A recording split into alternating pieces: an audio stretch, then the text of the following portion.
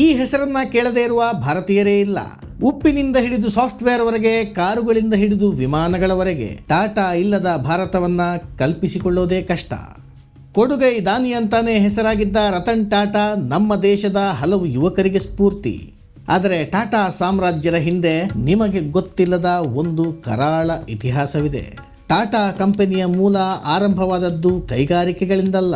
ಇವತ್ತಿನ ಟಾಟಾ ಸಾಮ್ರಾಜ್ಯದ ಅಡಿಪಾಯ ಇರೋದು ಜಗತ್ತೇ ನಿಷೇಧಿಸಿರುವ ಆ ಒಂದು ಅಮಲು ಪದಾರ್ಥದಲ್ಲಿ. ಆ ಅಮಲು ಪದಾರ್ಥವೇ ಅಫೀಮು. ಹೌದು, ಚಟ ಹತ್ತಿಸುವ ಅಫೀಮಿನಿಂದ ಟಾಟಾ ಕಂಪನಿ ತನ್ನ ಸಾಮ್ರಾಜ್ಯವನ್ನು ಸ್ಥಾಪಿಸಿದ ಆಫ್ ದ ರೆಕಾರ್ಡ್ ಕಹಾನಿ ಇದು. ಈ ಕಹಾನಿ ಆರಂಭವಾಗೋದು ಬ್ರಿಟನ್ನಿಂದ. ಸುಮಾರು 17-18ನೇ ಶತಮಾನದಲ್ಲಿ ಬ್ರಿಟಿಷರು ಅತ್ಯಂತ ಹೆಚ್ಚು ಬಳಕೆ ಮಾಡ್ತಾ ಇದ್ದಿದ್ದು ಮಸಾಲೆ ಪದಾರ್ಥಗಳು ಮತ್ತು ಚಹಾ. ಅಷ್ಟಕ್ಕೂ ಬ್ರಿಟಿಷರು ಭಾರತದ ಕಡೆಗೆ ಹುಡುಕಿಕೊಂಡು ಬಂದಿದ್ದೇ ಕಾಳುಮೆಣಸು ಮತ್ತು ಇತರೆ ಮಸಾಲೆ ಪದಾರ್ಥಗಳಿಗಾಗಿ. ವೀಕ್ಷಕರೇ, ನಿಮಗೆ ಗೊತ್ತಿರಬಹುದು, ಇಂಗ್ಲೆಂಡಿನ ಚಳಿಯ ವಾತಾವರಣದಲ್ಲಿ ಮಸಾಲೆ ಪದಾರ್ಥಗಳು ಬೆಳೆಯಲ್ಲ, ಟೀ ಪುಡಿಯ ಎಲೆಯೂ ಬೆಳೆಯುವುದಿಲ್ಲ. ಹೀಗಿದ್ದಾಗ ಅವರ ಕಾಳು ಮೆಣಸಿನ ಹಸಿವನ್ನ ಭಾರತ ತೀರಿಸ್ತಾ ಇದ್ರೆ, ಚಹಾದ ದಾಹ ತೀರಿಸ್ತಾ ಇದ್ದಿದ್ದು ಚೀನಾ. ಆದರೆ ಇಲ್ಲೊಂದು ಸಮಸ್ಯೆ ಇತ್ತು. ಚೀನಾದವರು ವ್ಯವಹಾರ ಮಾಡ್ತಾ ಇದ್ದಿದ್ದು ಬೆಳ್ಳಿಯ ನಾಣ್ಯಗಳಲ್ಲಿ. ಟೀ ಪುಡಿ ಖರೀದಿಗಾಗಿ ಬ್ರಿಟಿಷರ ಬೊಕ್ಕಸದಲ್ಲಿದ್ದ ಬೆಳ್ಳಿ ದಿನೇ ದಿನೇ ಕರಗೋಕೆ ಶುರುವಾಗ್ತಾ ಇತ್ತು. ಹೀಗಾಗಿ ಚೀನಿಯರಿಗೆ ಬೇರೆ ಏನನ್ನಾದರೂ ಮಾರಾಟ ಮಾಡೋಣ ಅಂದರೆ ಚೀನಿ ಮಂದಿ ಕೊಂಡುಕೊಳ್ಳುವಂತಹ ಯಾವ ಪದಾರ್ಥವೂ ಬ್ರಿಟಿಷರ ಬಳಿ ಇರಲಿಲ್ಲ. ಹೀಗಾಗಿ ವ್ಯಾವಹಾರಿಕ ಅಸಮತೋಲನದಿಂದ ಹೊರಗೆ ಬರೋಕೆ ಬ್ರಿಟಿಷರು ಹೊಸ ತಂತ್ರ ರೂಪಿಸ್ತಾರೆ. ಆ ತಂತ್ರವೇ ಅಫೀಮಿನ ವ್ಯಾಪಾರ. ಚಟ ಹತ್ತಿಸುವ ಅಫೀಮನ್ನ ಚೀನಾದ ಜನಸಾಮಾನ್ಯರು ಬಳಕೆ ಮಾಡೋಕೆ ಶುರು ಮಾಡಿದ್ರೆ ಅದೇ ಲಾಭದಲ್ಲಿ ತಾವು ಚಹಾ ಪುಡಿ ಖರೀದಿ ಮಾಡಬಹುದು ಅನ್ನೋದು ಕುಟಿಲ ಬುದ್ಧಿಯ ಬ್ರಿಟಿಷರಿಗೆ ಬಹಳ ಬೇಗ ಹೊಳೆಯಿತು. ಆದರೆ ಚಹಾದ ಎಲೆಯೂ ಬೆಳೆಯದೇ ಇರುವ ಇಂಗ್ಲೆಂಡಿನ ಮಣ್ಣಲ್ಲಿ ಅಫೀಮು ಬೆಳೆಯೋದಕ್ಕೆ ಹೇಗೆ ಸಾಧ್ಯ? ಆಗ ಬ್ರಿಟಿಷರು ಬಳಸಿಕೊಂಡಿದ್ದೇ ಭಾರತದ ಮಣ್ಣನ್ನು. ಇಲ್ಲಿಂದ ಚೀನಾಕ್ಕೆ ಅಫೀಮನ್ನು ಸಾಗಾಟ ಮಾಡೋದಕ್ಕೆ ಬ್ರಿಟಿಷರ ಕಣ್ಣಿಗೆ ಬಿದ್ದದ್ದು ಆಸೆಯ ಕಣ್ಣುಗಳ ಪಾರ್ಸಿ ಹುಡುಗ ಜಮ್ಶೇಡ್ಜಿ ಟಾಟಾ. ಆ ವಿವರಗಳಿಗೆ ಹೋಗೋಕ್ಕೂ ಮೊದಲು ಜಮ್ಶೇಡ್ಜಿ ಟಾಟಾ ಯಾರು ಅನ್ನುವ ವಿವರಗಳನ್ನು ಒಮ್ಮೆ ಕ್ವಿಕ್ ಆಗಿ ನೋಡ್ಕೊಂಡು ಬರೋಣ. ಪಾರ್ಸಿಗಳ ಮೂಲ ಈಗಿನ ಇರಾನ್. ಸುಮಾರು 8ನೇ ಶತಮಾನದಲ್ಲಿ ಇಸ್ಲಾಮಿಕ್ ದಾಳಿಕೋರರು ಆಗಿನ ಪರ್ಷಿಯಾದ ಮೇಲೆ ದಾಳಿ ಮಾಡಿ ಖಡ್ಗ ತೋರಿಸಿ ಮತಾಂತರ ಮಾಡ್ತಾ ಇದ್ರು. ಜೀವಕ್ಕೆ ಹೆದರಿ ಬಹುತೇಕ ಪಾರ್ಸಿಗಳು ಇಸ್ಲಾಮಿಗೆ ಮತಾಂತರವಾಗ್ತಾರೆ. ಆದರೆ ಒಂದು ಸಣ್ಣ ಗುಂಪು ಮಾತ್ರ ತಮ್ಮ ಧರ್ಮವನ್ನು ಉಳಿಸಿಕೊಳ್ಳುವುದಕ್ಕೆ ಅಂತ ಭಾರತದ ಕಡೆಗೆ ಓಡಿ ಬರ್ತಾರೆ. ಹಾಗೆ ನಿರಾಶ್ರಿತರಾಗಿ ವಲಸೆ ಬಂದ ಕುಟುಂಬಗಳ ಪೈಕಿ ಟಾಟಾ ಕುಟುಂಬವೂ ಒಂದು. ಹೊಟ್ಟೆಪಾಡಿಗಾಗಿ ಅವರು ಸಣ್ಣ ಪುಟ್ಟ ವ್ಯಾಪಾರ ಮತ್ತು ಲೇವಾದೇವಿ ವ್ಯವಹಾರಗಳಲ್ಲಿ ತೊಡಗ್ತಾರೆ. ಹಾಗೆ ಪುಟ್ಟ ವ್ಯಾಪಾರ ಮಾಡ್ತಾ ಇದ್ದ ನುಸರ್ವಾಂಜಿ ಮತ್ತು ಅವರ ಹೆಂಡತಿ ಜೀವನ್ ಬಾಯ್ಗೆ 1839ರಲ್ಲಿ ಹುಟ್ಟಿದ ಮಗುವೆ ಜಮ್ಶೇಡ್ಜಿ ಟಾಟಾ. ನುಸರ್ವಾಂಜಿ ತನ್ನ ಮಗನಿಗೆ ಆರಂಭದಲ್ಲೇ ಇಂಗ್ಲಿಷ್ ಶಿಕ್ಷಣವನ್ನು ನೀಡ್ತಾರೆ. ಮುಂಬೈನ ಎಲ್ಫಿನ್ಸ್ಟೋನ್ ಕಾಲೇಜಲ್ಲಿ ಡಿಗ್ರಿ ಓದಿಸಿದ್ರು. ಓದು ಮುಗಿತಿದ್ದ ಹಾಗೇನೆ ತನ್ನ ಮಗ ರೇಷ್ಮೆ ಬಟ್ಟೆಗಳ ವ್ಯಾಪಾರ ಸೂತ್ರಗಳನ್ನು ಕಲಿತುಕೊಂಡು ಬರಲಿ ಅಂತ ಜಮ್ಶೇಡ್ಜಿಯನ್ನ ಚೀನಾಕ್ಕೆ ಕಳಿಸ್ತಾರೆ. ಅಲ್ಲಿ ಆ ಯುವ ಉತ್ಸಾಹಿಯ ಕಣ್ಣಿಗೆ ಬೀಳೋದೆ ಅಫೀಮು. ಅದು ಮೊದಲ ಬಾರಿಗೆ ಅಂತಾರಾಷ್ಟ್ರೀಯ ಮಟ್ಟದಲ್ಲಿ ಅಫೀಮಿನ ವ್ಯಾಪಾರ ಶುರುವಾಗ್ತಾ ಇದ್ದ ಕಾಲ. ಜಮ್ಶೇಡ್ಜಿ ಚೀನಾಕ್ಕೆ ಕಾಲಿಡೋಕ್ಕೂ ಮೊದಲೇ ಅದಾಗಲೇ ಅಫೀಮಿಗಾಗಿ ಅಲ್ಲಿ 2 ಯುದ್ಧಗಳೇ ನಡೆದು ಹೋಗಿದ್ವು. ಬ್ರಿಟಿಷರು ಅದಾಗಲೇ ಅಲ್ಲಿ ಅಲ್ಲೋಲ ಕಲ್ಲೋಲ ಸೃಷ್ಟಿಸಿದ ಇತಿಹಾಸ ಕುಟಿಲ ಬುದ್ಧಿಯ ಪರಾಕಾಷ್ಠೆಗೆ ಸಾಕ್ಷಿ. 18ನೇ ಶತಮಾನದಿಂದಾನೇ ಬ್ರಿಟಿಷರು ಭಾರತದ ರೈತರಿಂದ ಬಲವಂತವಾಗಿ ಅಫೀಮು ಬೆಳೆಸಿ ಅದನ್ನು ಚೀನಾಕ್ಕೆ ರಫ್ತು ಮಾಡ್ತಾ ಇದ್ರು. ಭಾರತದ ಓಪಿಯಂಗಾಗಿ ಚೀನಿಯರು ಅದು ಯಾವ ಪರಿ ದಾಸರಾಗಿ ಬಿಟ್ಟರು ಅಂದರೆ ಅಲ್ಲಿನ ಜನ ಕೆಲಸ ಮಾಡೋದನ್ನು ಬಿಟ್ಟು ಸದಾ ಅಫೀಮಿನ ನಶೆಯಲ್ಲೇ ಮುಳುಗ್ತಾ ಇದ್ರು.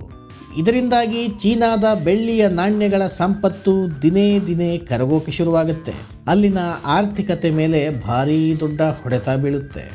ಇದನ್ನೆಲ್ಲ ನೋಡಿದ ಚೀನಾದ ಮಹಾರಾಜ ಬ್ರಿಟಿಷರನ್ನ ಕರೆದು ಅಫೀಮು ವ್ಯಾಪಾರ ಬಿಟ್ಟು ಬಿಡಿ ಅಂತ ಎಚ್ಚರಿಕೆಯನ್ನು ಕೊಡ್ತಾನೆ. ಅಷ್ಟೇ ಅಲ್ಲದೆ ಬ್ರಿಟಿಷರ ಬಳಿ ಆಗ ಇದ್ದ ಬರೋಬ್ಬರಿ 1.5 ಲಕ್ಷ ಕೆಜಿಯಷ್ಟು ಅಫೀಮನ್ನ ವಶಪಡಿಸಿಕೊಂಡು ನಾಶಪಡಿಸ್ತಾನೆ. ಆದರೆ ಬ್ರಿಟಿಷರು ಧೃತಿಗೆಡಲಿಲ್ಲ. ಚೀನಾದ ಮಣ್ಣಲ್ಲಿ ಕಾಲಿಟ್ಟು ಅಫೀಮು ವ್ಯಾಪಾರ ಮಾಡೋದಕ್ಕೆ ಸಾಧ್ಯವಾಗದಿದ್ರೆ ಏನಂತೆ, ನಾವು ಸಮುದ್ರದ ಮೇಲೆ ನಿಂತೆ ವ್ಯಾಪಾರ ಮಾಡ್ತೀವಿ ಅಂತ ಹೊರಟರು. ಹಡಗುಗಳನ್ನೇ ಅಂಗಡಿ ಥರ ಮಾಡಿಕೊಂಡು ಅಲ್ಲಿಂದಲೇ ಅಫೀಮಿನ ವ್ಯಾಪಾರವನ್ನು ಮುಂದುವರಿಸಿದ್ರು. ಚಟ ಹತ್ತಿಸಿಕೊಂಡಿದ್ದ ಚೀನಿ ಮಂದಿ ಸಣ್ಣ ಸಣ್ಣ ದೋಣಿಗಳಲ್ಲಿ ಬಂದು ಇವರಿಂದ ಅಫೀಮ್ ಖರೀದಿ ಮಾಡ್ತಾರೆ. ಬ್ರಿಟಿಷರ ಕಳ್ಳ ವ್ಯಾಪಾರ ನೋಡಿ ನೋಡಿ ಬೇಸತ್ತ ಚೀನಾದ ರಾಜ ಅಫೀಮಿನ ವಿರುದ್ಧ ಯುದ್ಧ ಸಾರ್ತಾನೆ. 1839ರಿಂದ 1842ರವರೆಗೆ 3 ವರ್ಷಗಳ ಕಾಲ ನಿರಂತರ ನಡೆದ ಆ ಯುದ್ಧವನ್ನ ಇತಿಹಾಸದ ಪುಟಗಳು ಫಸ್ಟ್ ಓಪಿಯಂ ವಾರ್ ಅಂತ ದಾಖಲಿಸುತ್ತೆ. ಆ ಯುದ್ಧದಲ್ಲಿ ಬ್ರಿಟಿಷರು ಸೋತು ಮಣ್ಣು ಮುಕ್ಕಿ ಭಾರತಕ್ಕೆ ವಾಪಸ್ಸಾಗ್ತಾರೆ. ಸೋತರು ತಮ್ಮ ಹುಟ್ಟು ಬುದ್ಧಿ ಬಿಡದ ಬ್ರಿಟಿಷರು 14 ವರ್ಷಗಳ ನಂತರ ಫ್ರೆಂಚರ ಜೊತೆ ಸೇರಿ ಮತ್ತೆ ಚೀನಾದ ಮೇಲೆ ದಾಳಿ ಮಾಡಿದರು. 1856ರಿಂದ 4 ವರ್ಷಗಳ ಕಾಲ ನಡೆದ ಸೆಕೆಂಡ್ ಓಪಿಯಂ ವಾರ್ನಲ್ಲಿ ಬ್ರಿಟಿಷರು ಮೇಲುಗೈ ಸಾಧಿಸ್ತಾರೆ. ತಮ್ಮ ಅಫೀಮಿನ ವ್ಯಾಪಾರವನ್ನು ನಿರಾತಂಕವಾಗಿ ನಡೆಸುವ ಸಲುವಾಗಿ ಸೋತ ಚೀನಿ ಮಹಾರಾಜನಿಂದ ಒಂದಷ್ಟು ಒಪ್ಪಂದಗಳಿಗೆ ಬಲವಂತವಾಗಿ ಸಹಿ ಹಾಕಿಸಿಕೊಳ್ತಾರೆ ಬ್ರಿಟಿಷರು. ಆ ಒಪ್ಪಂದಗಳ 2 ಮುಖ್ಯ ಷರತ್ತುಗಳು ಏನಂದ್ರೆ, ಮೊದಲನೇದಾಗಿ ತಮಗೆ ಅಫೀಮು ವ್ಯಾಪಾರ ಮಾಡೋಕೆ ಅವಕಾಶ ಕೊಡಬೇಕು ಮತ್ತು ಎರಡನೇದಾಗಿ ತಮ್ಮ ಕಾಲೋನಿ ಸ್ಥಾಪಿಸೋಕೆ ಒಂದಷ್ಟು ಜಾಗವನ್ನು ಕೊಡಬೇಕು ಅನ್ನೋದು. ಹಾಗೆ ಅವತ್ತು ಬ್ರಿಟಿಷರು ಪಡೆದುಕೊಂಡ ಜಾಗವೇ ಇವತ್ತು ಹಣಕಾಸು ಕೇಂದ್ರವಾಗಿ ಹೆಸರಾಗಿರುವ ಹಾಂಗ್ಕಾಂಗ್. ಹಾಂಗ್ಕಾಂಗನ್ನು ಬ್ರಿಟಿಷರು ವಶಪಡಿಸಿಕೊಂಡ ಮೇಲೆ ಅಫೀಮು ವ್ಯಾಪಾರಕ್ಕೆ ಒಂದು ವ್ಯವಸ್ಥಿತ ರೂಪ ನೀಡಿದರು. ನಿರ್ಬಂಧವೂ ಇಲ್ಲದ ಕಾರಣ ಅವರಿಗೆ ಸಾಗಾಟ ಮತ್ತು ಮಾರಾಟದ ರಿಸ್ಕ್ ಕೂಡ ಈಗ ಬೇಕಿರಲಿಲ್ಲ. ಹಾಗಾಗಿ ಪ್ರತಿ ಕೆಜಿಗೆ ಇಂತಿಷ್ಟು ಅಂತ ಭಾರತದಲ್ಲಿ ಬ್ರಿಟಿಷ್ ಸರ್ಕಾರಕ್ಕೆ ತೆರಿಗೆ ನೀಡಿ ಅಫೀಮನ್ನು ಹಾಂಗ್ಕಾಂಗ್ಗೆ ಸಾಗಿಸಿ ಅಲ್ಲೂ ಬ್ರಿಟಿಷರಿಗೆ ತೆರಿಗೆ ನೀಡಿ ಮಾರಾಟ ಮಾಡುವ ವ್ಯಾಪಾರಿಗಳಿಗೆ ಬ್ರಿಟಿಷರು ಹುಡುಕಾಟ ನಡೆಸ್ತಾರೆ. ಆ ಹುಡುಕಾಟದಲ್ಲಿದ್ದ ಬ್ರಿಟಿಷ್ ಸರ್ಕಾರದ ಕಣ್ಣಿಗೆ ಬೀಳೋದು ಯುವ ಉತ್ಸಾಹಿ ಜಮ್ಶೆಡ್ಜಿ ಟಾಟಾ.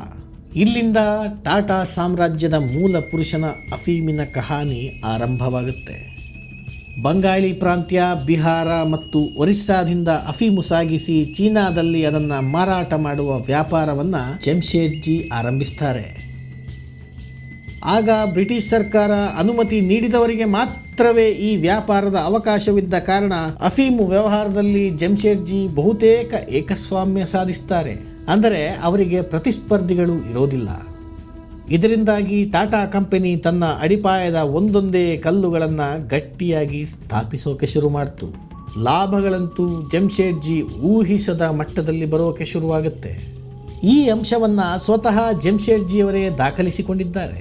1863ರಲ್ಲಿ ಅವರು ಚೀನಾದಲ್ಲಿ ಕೂತು ಭಾರತದಲ್ಲಿದ್ದ ತಮ್ಮ ಹೆಂಡತಿಗೆ ಬರೆದ ಪತ್ರ ಈ ವಿಚಾರವನ್ನು ಸ್ಪಷ್ಟವಾಗಿ ತಿಳಿಸುತ್ತೆ.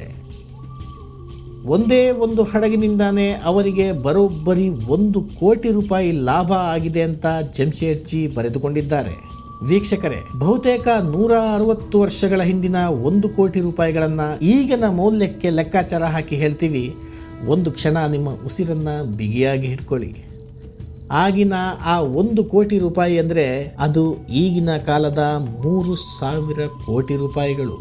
ಒಂದೇ ಟ್ರಿಪ್ನಲ್ಲಿ ಟಾಟಾ ಜೇಬಿಗೆ ಈಗಿನ 3,000 ಕೋಟಿ ಬರ್ತಾ ಇತ್ತು ಅಂದರೆ ಒಟ್ಟು ಸುಮಾರು 40 ವರ್ಷ ಆ ವ್ಯಕ್ತಿ ನಿರಾತಂಕವಾಗಿ ಮಾಡಿದ ವ್ಯಾಪಾರದಿಂದ ಲಾಭ ಅದ್ಯಾವ ಪ್ರಮಾಣದಲ್ಲಿ ಇದ್ದಿರಬಹುದು ಅನ್ನೋದನ್ನ ನಿಮ್ಮ ಊಹೆಗೆ ಬಿಡ್ತೀವಿ.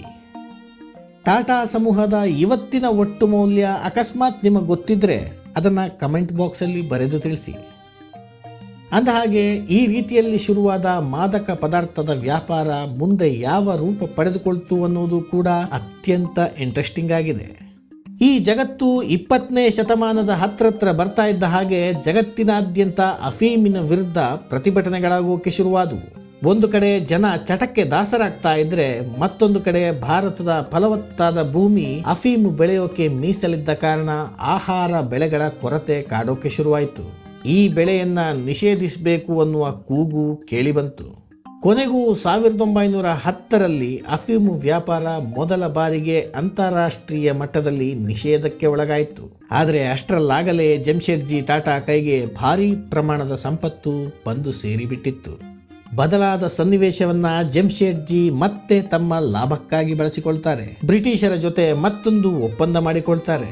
ಅದು ಭಾರತದಲ್ಲಿ ಕೈಗಾರಿಕೆಗಳ ಸ್ಥಾಪನೆಯ ಒಪ್ಪಂದ. ಬ್ರಿಟಿಷರಿಗೆ ಲಾಭ ತರುವ ಕಾಟನ್ ಮಿಲ್, ರೇಷ್ಮೆ ಮಿಲ್ ಮತ್ತು ಉಕ್ಕಿನ ಕಾರ್ಖಾನೆ ಸ್ಥಾಪನೆಗೆ ಟಾಟಾ ಕಂಪನಿ ದೊಡ್ಡ ಪ್ರಮಾಣದಲ್ಲಿ ಹೂಡಿಕೆ ಶುರು ಮಾಡುತ್ತೆ. ಬ್ರಿಟಿಷರ ಅನುಕೂಲಕ್ಕೆ ಕೆಲಸ ಮಾಡ್ತಾ ಇದ್ರು ತಮ್ಮದು ಭಾರತೀಯ ಪರವಾದ ಸಂಸ್ಥೆ ಅಂತ ಟಾಟಾ ಪ್ರಚಾರ ಆರಂಭಿಸುವುದು ಬಹುತೇಕ ಇದೇ ಕಾಲಘಟ್ಟದಲ್ಲಿ. ಮುಂಬೈನಲ್ಲಿ ಭಾರತದ ಮೊಟ್ಟ ಮೊದಲ ಪಂಚತಾರಾ ಹೋಟೆಲ್ ಸ್ಥಾಪನೆಯಾಗುತ್ತೆ. ಭಾರತದ ಮೊಟ್ಟ ಮೊದಲ ವಿಜ್ಞಾನ ಕೇಂದ್ರವಾದ IISc ಸ್ಥಾಪನೆಯಾಗೋದು ಕೂಡ ಅಫೀಮಿನ ಲಾಭದ ಹಣದಲ್ಲೇ. ಆದರೆ ಬುದ್ಧಿವಂತ ವ್ಯಾಪಾರಿಯಾದ ಟಾಟಾ ಇಲ್ಲೂ ಉಪಯೋಗಿಸಿದ್ದು ದುಡ್ಡಿಗಿಂತ ಜಾಸ್ತಿ ಚಾಣಾಕ್ಷತನವನ್ನ. ವಿಜ್ಞಾನ ಸಂಸ್ಥೆ ಸ್ಥಾಪನೆಗಾಗಿ ಉಚಿತವಾಗಿ ಬೆಂಗಳೂರಿನ ಮಲ್ಲೇಶ್ವರ ಪಕ್ಕದಲ್ಲೇ ಸುಮಾರು 450 ಎಕರೆ ಜಾಗವನ್ನ ಮೈಸೂರು ಮಹಾರಾಜರಿಂದ ಟಾಟಾ ಸಂಸ್ಥೆ ಉಚಿತವಾಗಿ ಪಡೆದುಕೊಂಡಿತ್ತು. ವೀಕ್ಷಕರೇ, ಮೊದಲು ರೌಡಿಸಂ ಮಾಡಿಕೊಂಡಿದ್ದು ವಯಸ್ಸಾಗ್ತಾ ಇದ್ದ ಹಾಗೆ ಬಿಳಿ ಶರ್ಟು ಪ್ಯಾಂಟು ಹಾಕಿ ಓಡಾಡ್ತಾ ಸಂಘಟನೆಗಳನ್ನು ಕಟ್ಟೋರು ರಾಜಕಾರಣ ಮಾಡೋರಿಗೂ ಟಾಟಾಗೂ ಹೆಚ್ಚಿನ ವ್ಯತ್ಯಾಸವೇನೂ ಇಲ್ಲ ಅಲ್ವೇ? ಆದರೆ ಟಾಟಾ ಕಂಪನಿ ಚಾಣಾಕ್ಷತನದಿಂದ ತಾನೊಂದು ದೇಶಪ್ರೇಮಿ ಕಂಪನಿ ಅಂತ ಅಡ್ವರ್ಟೈಸ್ಮೆಂಟ್ ಹಾಕಿಸುತ್ತೆ.